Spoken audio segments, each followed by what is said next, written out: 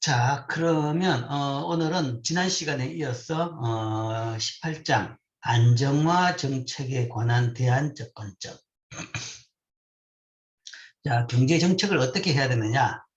정책의 수단은 배웠습니다. 수단과 그 다음에 정책이 영향을 미치는 메커니즘에 대해서는 그 전에 이제 전반부에서 충분히 많이 배웠죠.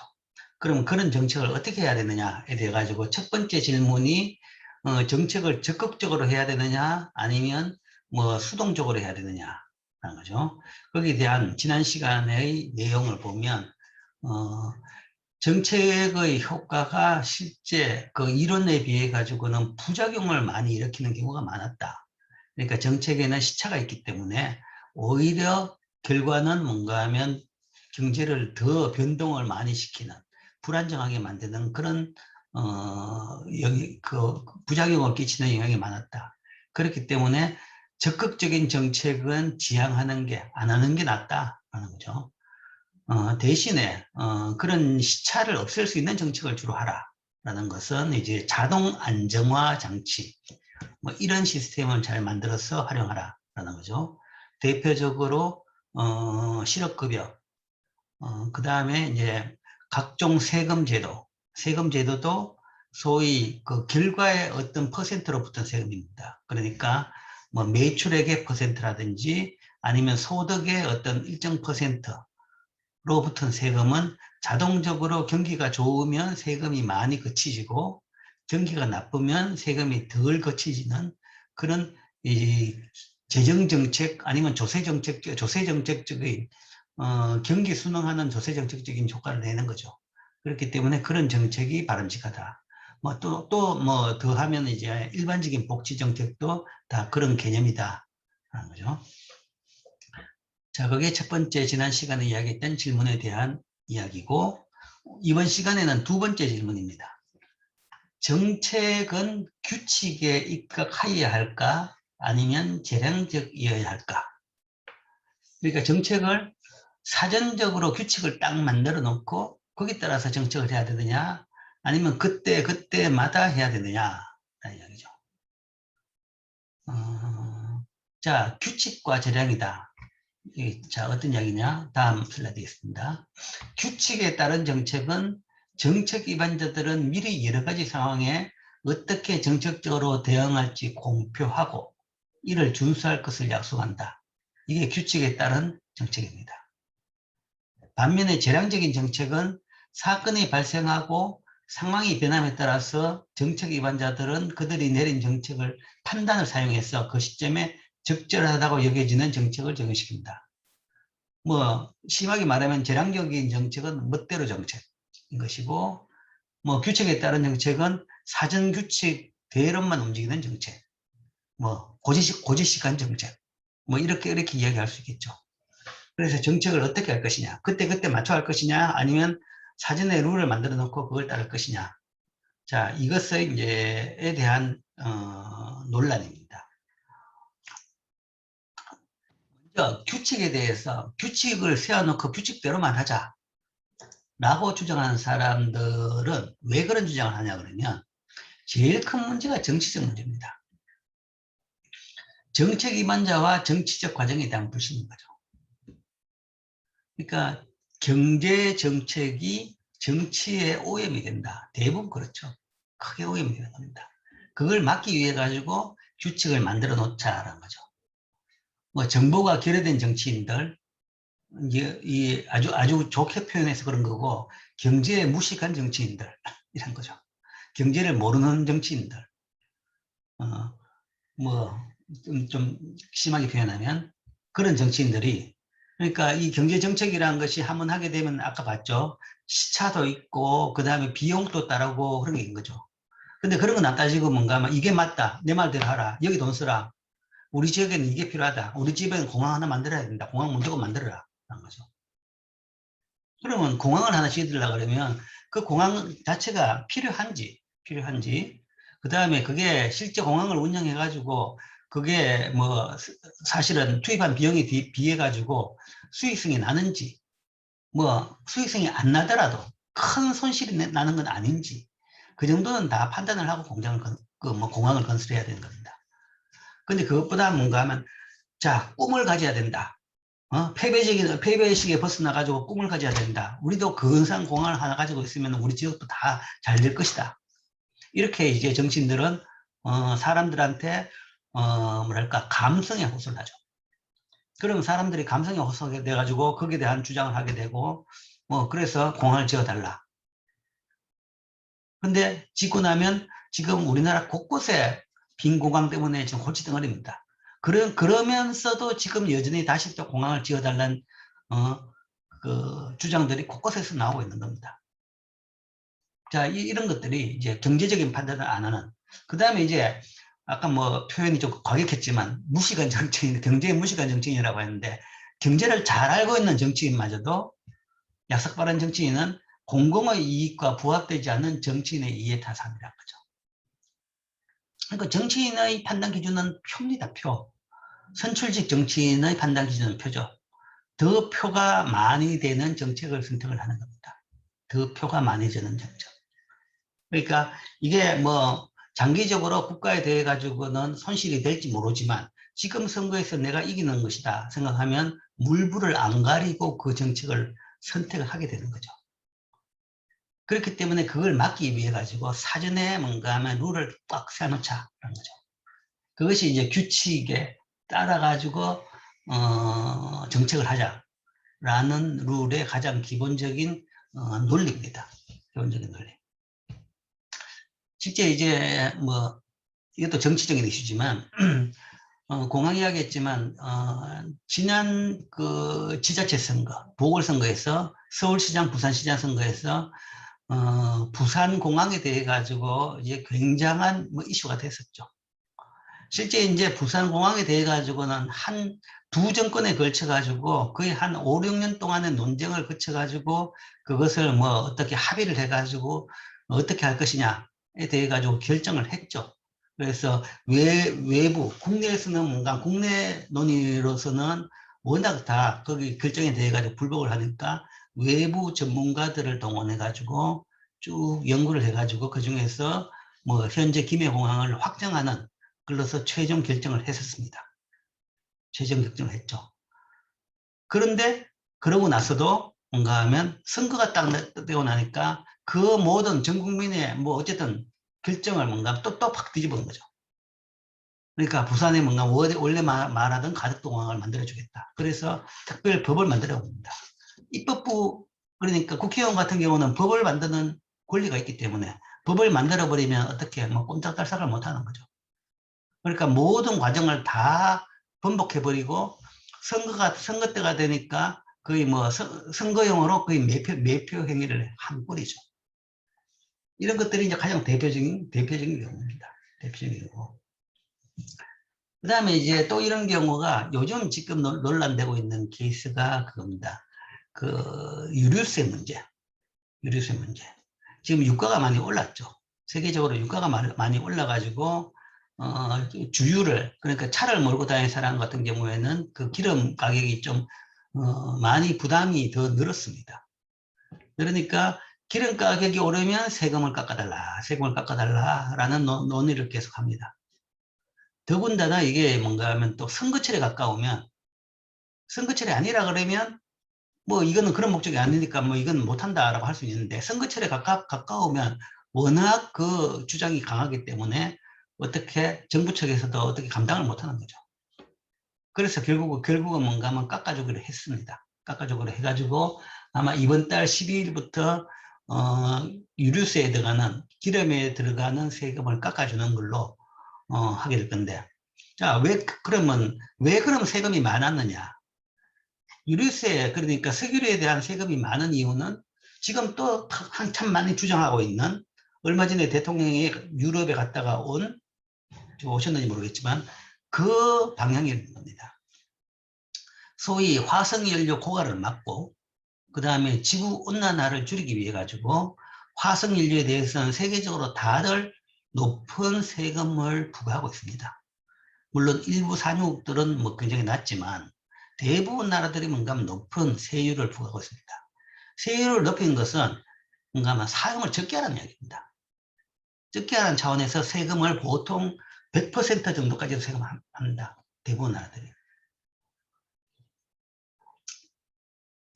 그런 차원에서 그 세금이 들어가 있다. 그러면 그건 뭔가 하면 높으면 또 낮춰라.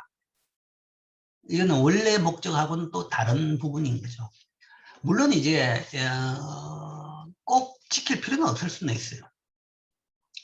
일시적으로 세계적인 뭐 분쟁이라든지 아니면 수급 문제 때문에 유가가 잠시 아주 높은 수준으로 올랐다. 그러고 뭔가 하면 다시 원위치로 갈 것이다. 그러면 일시적으로 굉장히 높은 수준으로 올라온 것에 대해 가지고는 뭐 갑자기 뭔가 하면 그렇게 높은 수준으로 또 경제 체계를 바꾸는 것은 너무 비용이 많이 들고 다시 원위치로 한다는 것은 비용이 더블로 드는 거니까. 그런 때는 뭔가 하면 일시적으로 세금을 깎아줘 가지고 유가 상승의 그런 비용을, 그런 부담을 줄여줄 수도 있습니다. 그렇다 그러면. 근데 그게 아니고 이게 추세적으로 계속 올라가고 있는데 세금을 깎아준다. 그러면 또 오르면 또 어떡할 것이냐는 거죠. 또 오르면 또 어떡하시고, 또 오르면 또 어떡하시고. 그러니까 추세적으로 오른다는 것은 점점점 덜 쓰라는 이야기입니다. 덜 쓰고 결국은 덜 쓴다는 것이 고갈을 막기 위해서도 덜 쓰고, 그 다음에 환경오염 문제도 있고, 그 다음에 그런 차원에서 이제는 이런 에너지가 아니라 다른 에너지원으로 바꿔라 라는 이야기입니다. 실제적으로 우리가 추정하기에 배럴당 한 150달러만 된다 그러면 이제는 화석연료 대신에 다 신재생 에너지로 바꿀 것이다 라고 보고 있습니다. 배럴당 한 150달러 정도만 되면. 결국은 가격이 문제입니다. 결국 왜 기름을 많이 썼냐? 신재생 에너지를 안 쓰고 왜 화석연료, 그러니까 이 화석연료에다가 그 다음에 이 온실가스를 만들고 그 다음에 미세먼지를 만드는 그런 것을 쓰느냐? 싸기 때문에 쓰는 겁니다. 비싸게 하면 안 그런 원료를 다 쓸 수 있는 방법이 있습니다. 뭐 신재생 에너지가 사실은 그런 거죠. 우리가 뭔가 하면 그 비싼 걸 감내하면서 바꾸면 되는 거죠. 근데 이제 낮은 가격을 계속 유지한다 그러면 계속 이런 세컨 초이스, 그러니까 차선으로의, 그러니까 덜 좋은 선택을 하게 되는 거죠. 그러니까 이걸 계속적으로 낮춰야 줘야 될 논리는 없습니다. 정치적으로 휘둘리가지고 지금 해주는 거죠. 그리고 비록 뭔가 하면 낮춰준다고 하더라도 진짜 그럴 일이 생긴다 그러면, 너무 부담된다면 한번 고려해 볼 만은 하죠. 그렇다 그러면 그것도 사전에 룰을 만들어 놓으라는 얘기입니다. 사전에 룰을.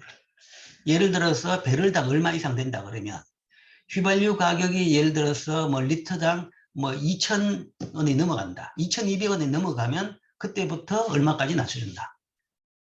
그 다음에 다시 2,200원 이하로 떨어지면 뭐 원위치 한다. 이런 식의 룰을 만들어 놔야 된다는 거죠.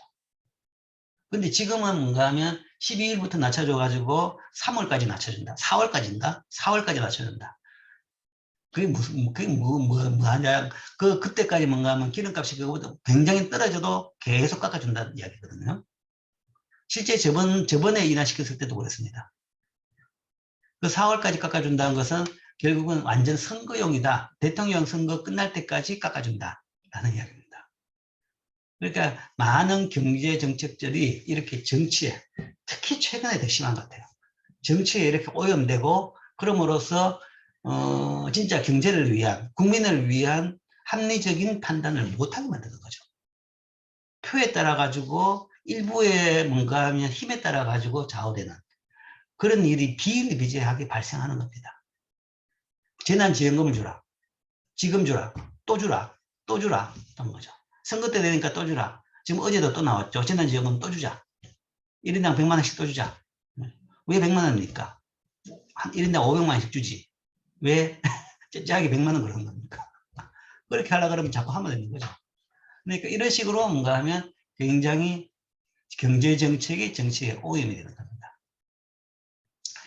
그래서 이 사전에 규칙을 딱 만들어 놓고, 그 규칙, 재난지원금도 뭐 주려면 줄 수는 있는 거죠. 이것도 규칙을 만들어 놓을 필요는 있는 거죠. 예를 들어 가지고 경제가 얼마나 굉장히 나빠졌다. 성장률이 어떻게 됐다. 뭐 산업 생산 지수가 어떻게 됐다. 아니면 실업률이 어느 정도 이상이 됐다. 그렇다 그러면 뭐 어떻게 준다. 뭐 그런 것도 방법입니다. 방법인데 사실은 이제 이 재난지원금은 방법이 아닙니다. 준다 그러면 예를 들어 가지고 피해 입은 사람한테 보상을 해줘야죠. 그러니까 뭐 다른 나라는 그랬어요. 사실 일본 같은 경우도 예를 들기 좀 그렇지만 이 코로나 때문에 가게를 못 여는데 가게를 닫는데 동의하는 가게에 대해 가지고 뭐 얼마씩 돈을 준 거죠. 그러니까 자발적으로 가게를 닫게 하는 겁니다. 실제 코로나 때문에 피해를 입은 사람들은 가게를 닫은 자영업자들이죠. 아니면 가게를 영업을 잘 못하게 됐던 자영업자들입니다. 그럼 그 사람들한테 거기에 상응하는, 그리고 뭐 예를 들어서 관광버스 기사들, 영업 못한 관광버스 기사들, 아니면 뭐 그런 관광업종, 실제적으로 피해 입은 업종에 대해 가지고 그걸 거기에 대해 가지고 어느 정도 보통 전액은 아니죠. 뭐 보상을 해주는 그런 식으로 운영을 해야 되는 겁니다. 운영을 해야 되지. 전 국민한테 그걸 준다고 해가지고 그게 무슨 의미가 있을까요? 그러니까 손해도 안 보고 그 때문에 이제 제일 많은 영향을 받는 것은 소고기 가격, 한우 가격이 오른다. 그러니까 돈 생기니까 한우나 사 먹자라는 게 많이 있는 거죠. 그런 것들이 대표적으로 뭔가 하면 이 정치적으로 오염된 정책으로 볼 수 있습니다. 또한 조금 더 전문적으로 가면 규칙을 찬성하는 논의에서 이야기한 주장은 재량적 정책의 시간 불일치성의 문제가 있다. 재량적으로 하면 정책이 시간 불일치하다. 시간 불일치, time inconsistency를 이제 우리말로 번역했는데 쉽게 이야기하면 이것도 이겁니다. 멋대로 정책입니다. 그러니까 이때 이랬다 저때 저랬다 일관성이 없는 정책을 할 수 있다. 재량적으로 한다 그러면 재량이 사실은 그러죠. 재량이 뭐든지 할 수 있는 겁니다. 그렇기 때문에 동일한 사안이 발생했는데도 이때는 이렇고 저때는 저렇게 한다. 라는 문제가 생기는 거죠. 즉 일단 이미 발표한 정책에 따라서 사람들이 행동하게 되면 정책 위반자들이 그 정책을 취소하고 싶어하는 유인이 발생한다. 내가 잘못 말했어요. 시간 불일치는 그게 아니라 정책을 발표할 때 하고 정책을 발표할 때 그때 행동하고 그 다음에 발표하고 난 뒤에 행동이 달라지는 거죠. 뭐 우리나라 전통적으로 하는 그런 속담이 있죠. 화장실 들어갈 때 마음하고 나올 때 마음이 다르다. 라는 식으로 정책을 운영하는 것을 시간 불일치성이라고 합니다. 즉 실제 이제 뭐 어떤 목적에 따라 가지고 정책을 발표를 했습니다. 발표를 하고 난 뒤에 실제 그 정책을 이제 집행을 해야 되죠. 집행을 해야 되는데 딱 정책 발표만 했는데 그 정책에 따른 기대 효과가 나타나 버렸습니다. 그러면 집행을 안 하는 거죠. 집행을 안 하고 효과가 나타났으니까 됐네. 그러고는 가만히 있는 거죠. 근데 이제 왜 그 효과가 났느냐? 효과가 난 이유는 저 정책이 집행될 걸로 예상하기 때문에 사람들이 거기에 대해서 반응을 하면서 효과가 나타난 거죠. 나타난 건데 실제 이제 반응을 했는데도 불구하고 정책이 집행이 안 되더라. 그런 걸 한번 경험하고 나면 그다음부터는 사람들이 정책을 발표해도 안 믿어요. 안 믿고 효과도 안 납니다. 더 최악은 정책을 집행해도 사람들이 안 믿어요. 진짜 그랬나? 내 눈으로 확인 안 하고는 모르겠는데, 확인해도 모르겠는데, 이게 사기 같은데? 라면서 돈은 돈대로 내고 정책은 효과가 없는 그런 정책의 이제 이 문제점이 생기는 거죠. 즉, 이런 것은 정책 위반자의 신뢰성을 무너뜨리고 정책의 효과를 감소시킨다. 자, 대표적으로 예를 이제 한 3가지 정도 이야기하겠습니다. 지금 금방 이제 좀 추상적인 예를 했는데 구체적인 예를 이야기하면 뭐 흔히 이런 거 많죠. 투자를 해가지고 성장을 시키겠다. 투자를 많이 시켜가지고 일자리를 많이 만들고 경제 성장시킨다라는 거죠. 그래서 모든 정책은 사실은 투자를 늘리는 방향으로 맞춰져 있습니다. 그래서 투자를 촉진시키기 위해서 정부는 자본소득세를 부과하지 않겠다라고 이제 공표합니다. 그러니까 그 투자에 대해 가지고 투자해가지고 그만큼 어떻게든 그 부분에 대해 가지고 세금을 안 매기겠다. 세금을 징수 안 하겠다라는 거죠. 어떤 기업이 투자를 해서 공장을 하나 해줬다. 그러면 투자에 대해 가지고 그 공장에 대해서 세금을 부과 안 하겠다라는 거죠. 물론 이제 소득세는 부과하죠. 소득세는 부과하고 이윤이 발생하면 법인세 같은 경우는 당연히 부과를 해야 되겠죠. 그러나 이제 자본에 대한 세금, 그 기업에 대한 세금은 부과 안 하겠다. 그러나 일단 공장이 완공되고 나면 정부는 세금을 늘리기 위해서 그 약속을 안 지키는 수가 있는 겁니다. 이렇게 된 거죠. 실제 이제 이런 일이 과거에 좀 비일비재했습니다. 뭐 지자체끼리도 자 서로 우리 나라로 오십시오, 우리 지자체로 오십시오 해가지고 와가지고 막 하고 있는데 처음 몇 년은 괜찮았어요. 그런데 이제 좀 안정되고 좀 돈이 될까 싶으면 그때부터는 세금을 이제 왕창 뭐 받기 시작하는 거죠. 뭐 이와 비슷한 케이스라고 이야기한다 그러면 사실 뭐 중국 경우도 이와 비슷하다고는 볼 수 있어요. 근데 이제 이게 정책적인 것보다는 이제 경제 발전 단계에서 이제 그렇게 된 부분도 있긴 있는데 실제 이제 우리나라에서 뭐 한 20년 전, 20, 30년 전에 중국으로 많은 기업들이 중국으로 공장을 옮겼죠. 그러니까 저비용, 그러니까 인건비는 낮고, 그 다음 중국에서는 뭔가 하면 새로운 기업이 돼가지고 엄청난 서비스를 제공하면서 세금도 없고, 뭐 모든 것은 노사 문제도 없고, 진짜 모든 것에 대해 가지고 혜택을 부여하니까 많은 기업들이 공장을 중국으로 옮겼습니다. 우리나라뿐만 아니라 전 세계적으로도 옮겼는데, 지금 한 20, 30년 지나고 나가지고 한 10년 전부터는 모든 것이 많이 달라졌습니다. 임금이 오르고, 그 다음에 온갖 부담금을 계속 부과하고, 여러 까다로운 조건을 대가지고, 뭔가 하면 그 관리 감독을 하고, 이런 일이 생기는 거죠.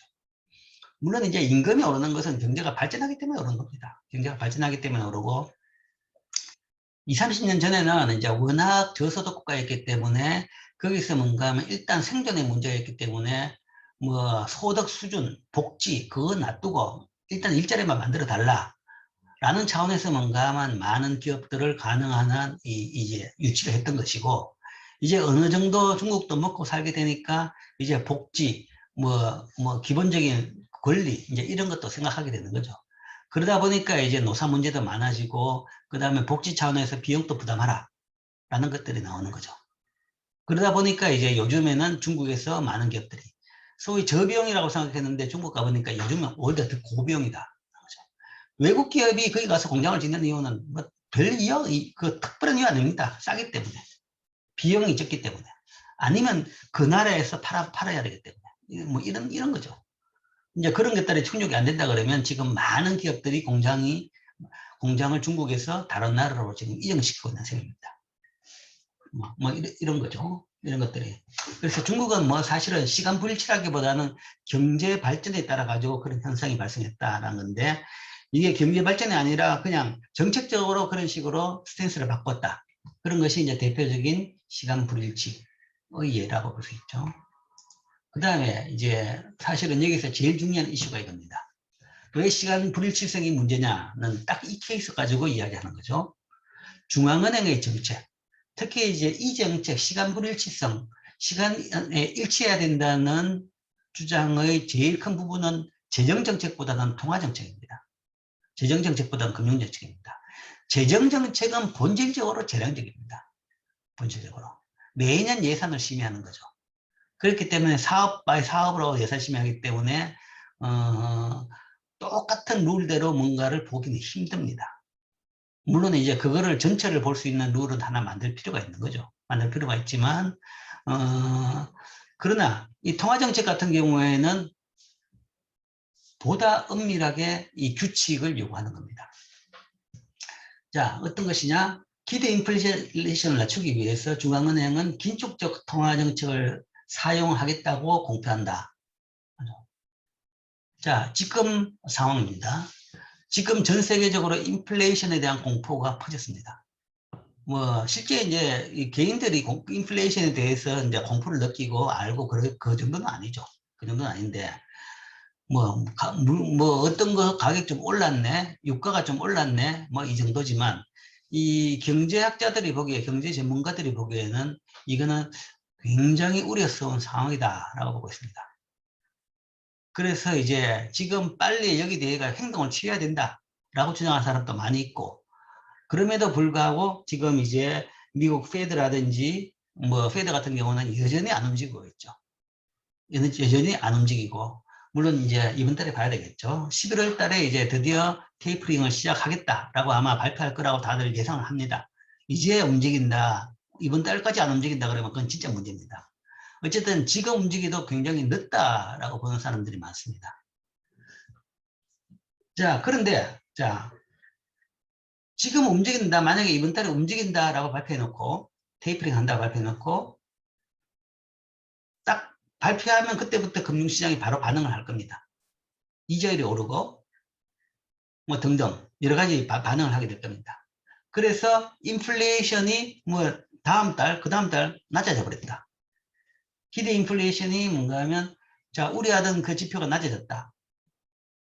그러면 실제 테이퍼링이나 이자율 인상 조치를 안 하고 싶은 욕심이 생깁니다. 안 하고 싶은.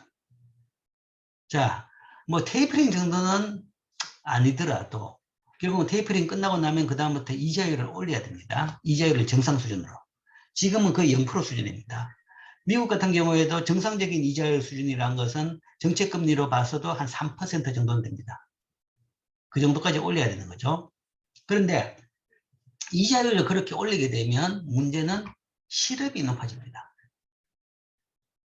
그러니까 통화정책도 비용이 없다고, 통화정책은 비용이 없다고 그러지만, 물론 이제 통화정책에 따른 비용, 재정정책은 정책에 따른 비용 자체가 국가 부채로 쌓여서 돈으로 비용이 나오죠. 나오지만, 통화정책은 비용으로는 안 나오지만, 결국은 똑같은 효과, 반대 효과가 나타납니다. 그러니까 이자율을 낮춰가지고, 예를 들어서 실업률을 낮췄다 그러면, 다시 이자율을 높이는 과정에서 실업률은 높아집니다. 결국은 정책은 프리런치가 없습니다. 비용 없는 정책은 없습니다.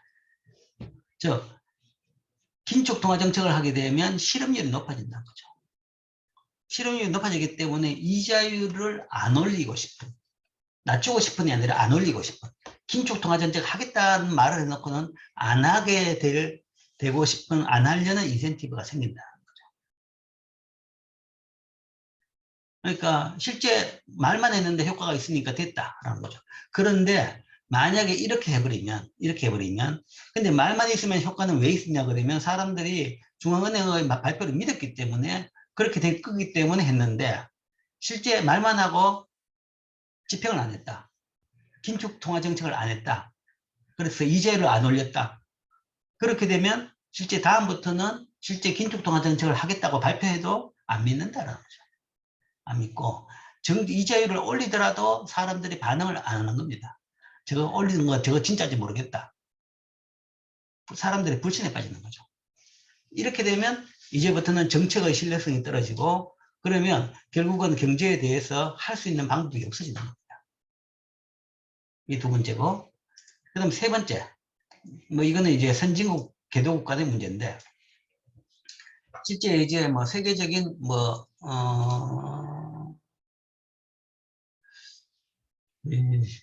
아까 뭐 예를 들어서 빈부 문제 뭐 이런 차원에서 선진국들은 개도국들한테 어느 정도 상당한 지원을 해줍니다. 지원을 해주는 거죠. 그래서 뭐 세계 직접 지원을 해주기도 하고 아니면 세계 기구를 통해 돈을 내 가지고 그걸 이제 개도국들한테 못 사는 나라들한테 돈을 지원을 해주고 그 뭐 기본적인 인프라를 도로도 갖다 가지고 아니면 이 깨끗한 물도 찾아가지고 파주고 뭐 그런 것들을 하죠. 그 다음에 이제 백신 사업도 하고 뭐 그런 것도 합니다. 자, 그런 걸 할 때 대부분 뭔가 하면 재정개혁을 전제로 가난한 국가들한테 지원을 합니다. 자, 재정개혁을 전제로 한다는 것은 결국은 자력으로 이것을 할 수 있는 구조를 갖춰라라는 거죠. 갖출 수 있게 이 돈을 쓰라라는 거죠. 자력으로 할 수 있도록. 항상 뭔가 하면 돈을 받아가지고만 사는 그런 나라가 되는 것은 서로 바람직하지 않는 거죠. 주는 사람도 부담스럽고 받는 나라도 뭔가 하면 이건 뭔가 하면 한 나라로서의 그 뭐 위상도 없는 것이고 제대로 된 시스템도 안 되는 거죠. 그렇기 때문에 대부분 뭔가 하면 이런 지원에 대해 가지고는 뭔가 그 나라가 바뀌는 것을 전제로 합니다. 그런데 대부분 뭔가 개혁이 되지 않는데도 불구하고 지원은 이루어집니다. 이루어지는데 왜 그래야 되냐? 그 이유는 기부하는 국가는 가난한 국가 사람들이 굶어 죽는 것을 원하지 않기 때문이다. 그래서 보통 뭔가 하면 이걸 하기 위해 가지고 단계적으로 줍니다. 자, 요만큼 주면 이걸 바꾸라. 요만큼 주면 이걸 바꾸라. 요만큼 주면 이걸 바꾸라. 하는 거죠. 그런데, 그래서 첫 번째 단계를 줬다. 그래서 처음에 약속한 대로 안 바꿨다. 그러면 어떤 일이 생기냐고 하면, 자, 두 번째 단계가 안 들어오면 우리가 이만큼 굶어 죽는다.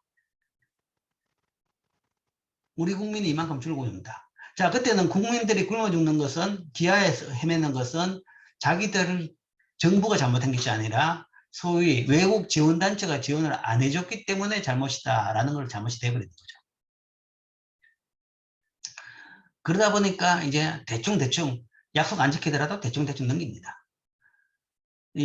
뭐 대표적인 케이스가 이제 금융위기가 발생한 경우죠.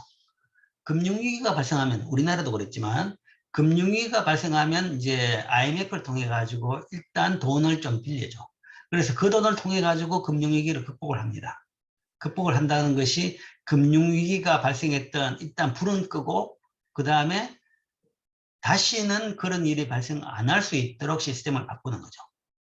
다시는 그런 일이 안 발생할 수 있도록. 금융위기는 왜 발생했냐? 대부분 과소비입니다. 과소비.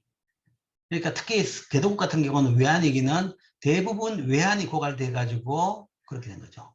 외환이 고갈됐다는 이야기는 결국은 수입은 많이 하고 수출은 적게 한다. 환율이 제대로 작동을 안 한 겁니다.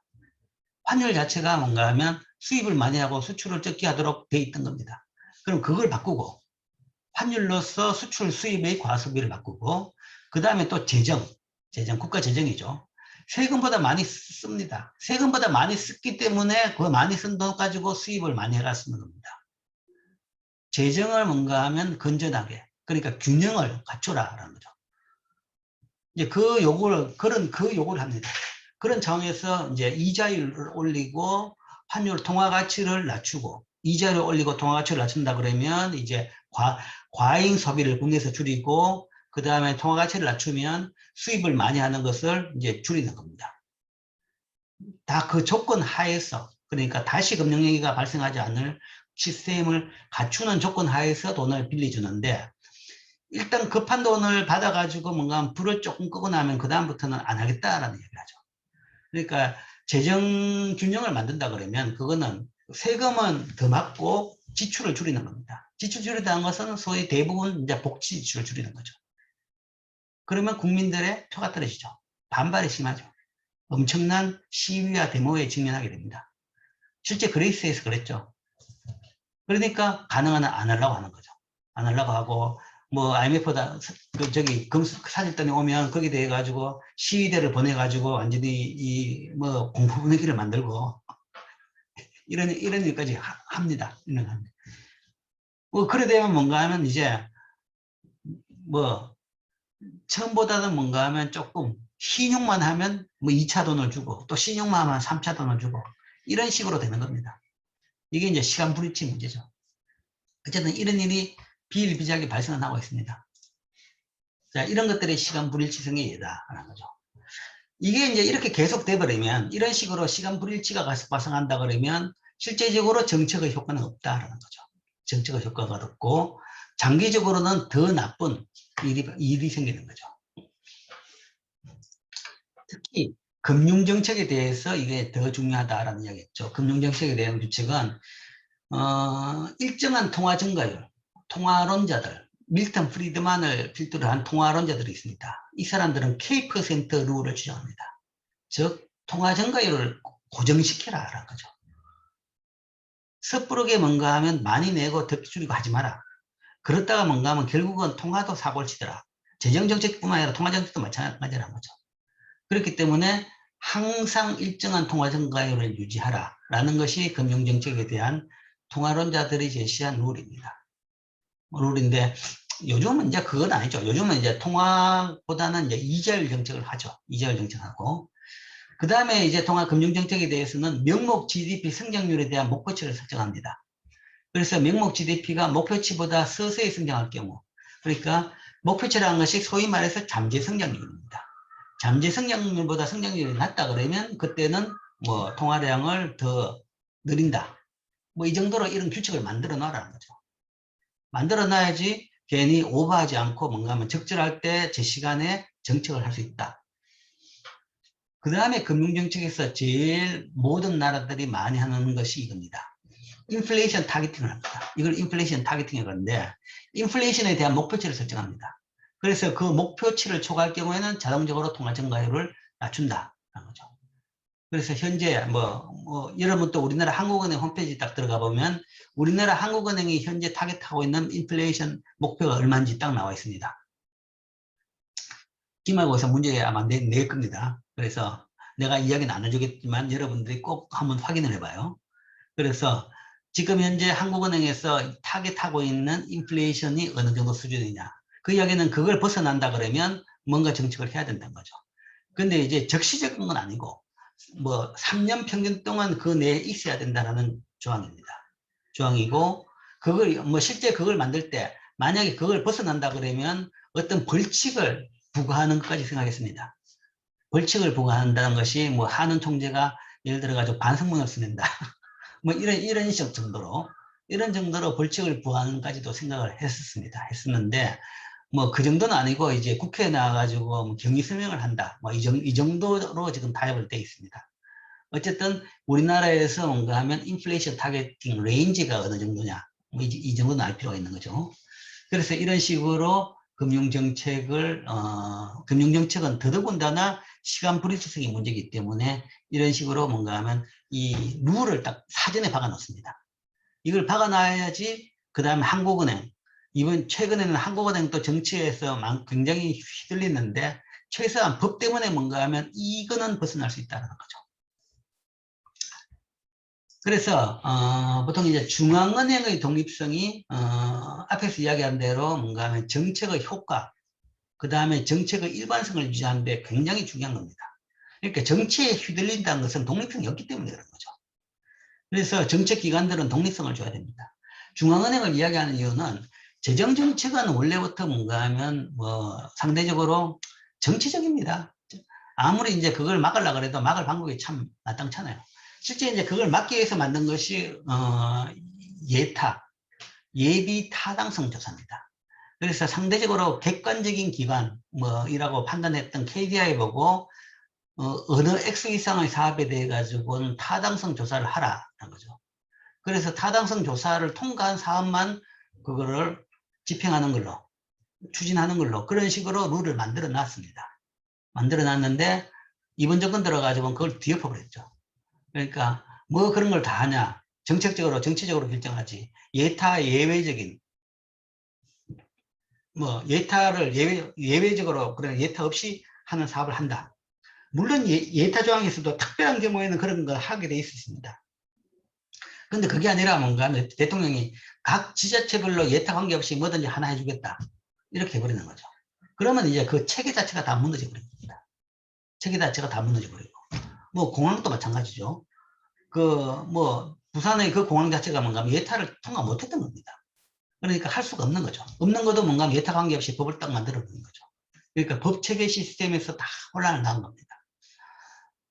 이제 그건 사실은 재정적으로는 굉장히 큰 문제입니다. 두고 이제 후과가 있을 건데, 어쨌든 재정정책은 워낙 그런데 이제 뭐 정치적으로 노출된 부분이기 때문에 문제가 많고, 그러나 이제 통화정책은 상당히 전문적인 부분이죠. 전문적인 부분인데도 불구하고, 논란은 많은데, 이게 전문적이고, 그 다음에 그 정책의 신뢰성을 유지하려고 그러면 기관 자체의 독립성이 유지돼야 됩니다. 그래서 중앙은행에 의해 공표된 정책 규칙은 그 공표가 신뢰를 얻고 있을 때만 효과를 발휘하는 겁니다.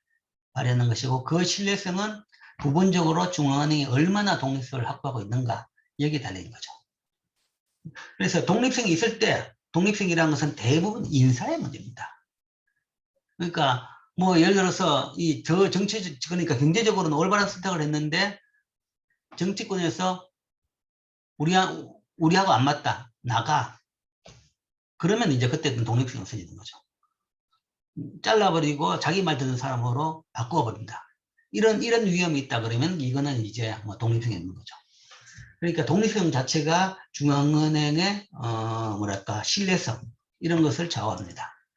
실제 이제 결과를 본다 그러면 중앙은행의 제일 큰 목적은 물가를 잡는 겁니다.